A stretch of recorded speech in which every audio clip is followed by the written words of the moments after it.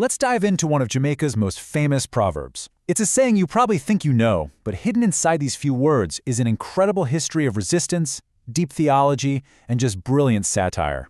So first, let's start peeling back the layers on this proverb because its true meaning has been hiding in plain sight for centuries. There it is. So simple, right? It sounds almost like a little piece of folklore. And in English, it just means the John Crow vulture doesn't work on Sunday. Now, the way most people understand is pretty straightforward. It's often used to kind of gently tease someone who's being lazy. The idea is that even the laziest creature imaginable, the scavenger vulture, takes a day off. But what if that's just the cover story? What if this proverb isn't about rest at all, but is actually a coded message of defiance against a whole colonial system? Well, that's exactly what we're going to explore. To crack the code, we have to go back, way back, before the plantations, all the way to West Africa, where the concept of holy time was already ancient and incredibly profound. And this is absolutely crucial to understand. The enslaved Africans who were brought to the Caribbean, they were not a blank slate. They carried with them these really sophisticated cultural and spiritual systems, where time itself had a moral quality. It was a sacred concept. So in many West African societies, this meant there were sacred rest days with strict rules against any kind of work. The entire market week might be built around these holy days. See, it wasn't just about taking a break, it was a matter of covenant, of identity, all passed down through oral law. And, this is key, that sacred seventh day was often Saturday, not Sunday. So you can immediately see the collision course we're on, right? You have this one culture with a deep internal sense of sacred time, and it's about to slam into a colonial power that is determined to impose its own calendar. You end up with this fundamental clash. On one side, you've got the remembered Sabbath, Saturday. It's all about covenant, identity, connecting with your ancestors. It was sacred and internal. But on the other side, you have the imposed Sunday, the master's holy day, which is really used as a tool for power and surveillance. It was a day for a religion that was performed and compelled. And this conflict gives rise to this incredible concept called temporal resistance. It's a quiet, kind of underground form of rebellion. It's the act of internally rejecting the master's clock, the master's calendar, and defiantly holding on to your own sacred rhythm. Because really, when you boil it all down, that's what this was all about. If you can control someone's time, when they work, when they rest, when they worship, that is the ultimate expression of power. Okay, so with all that context in our back pocket, let's circle back to our proverb and finally start decoding the true meaning of the John Crow.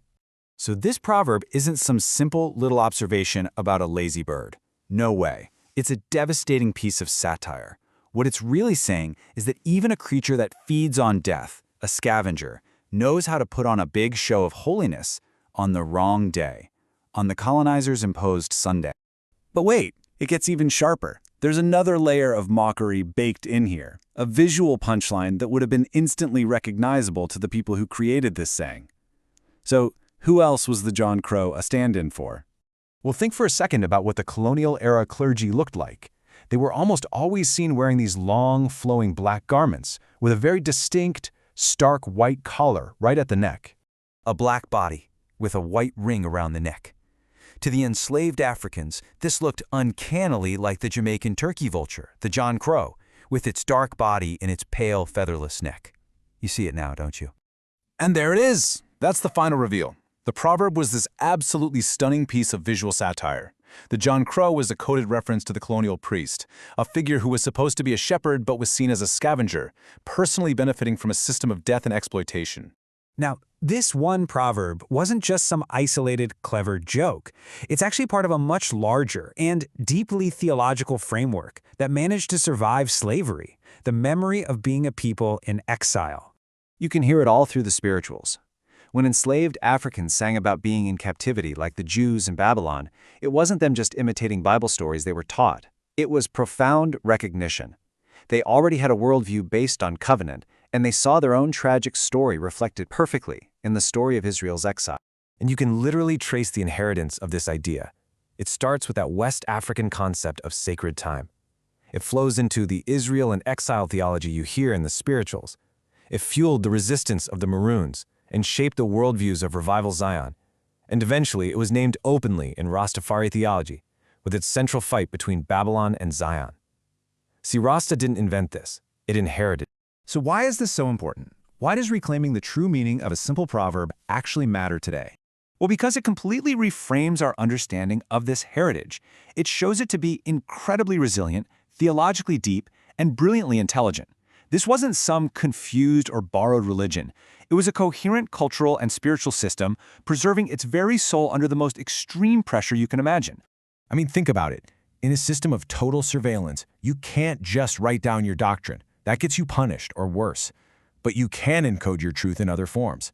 A proverb survives, a song survives, a rhythm survives. This is how oppressed cultures keep their truth alive.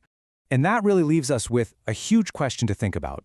If a history this profound can be hidden in a simple phrase about a vulture, what other truths, what other histories of resistance and resilience are still hiding all around us, just waiting for us to decode them?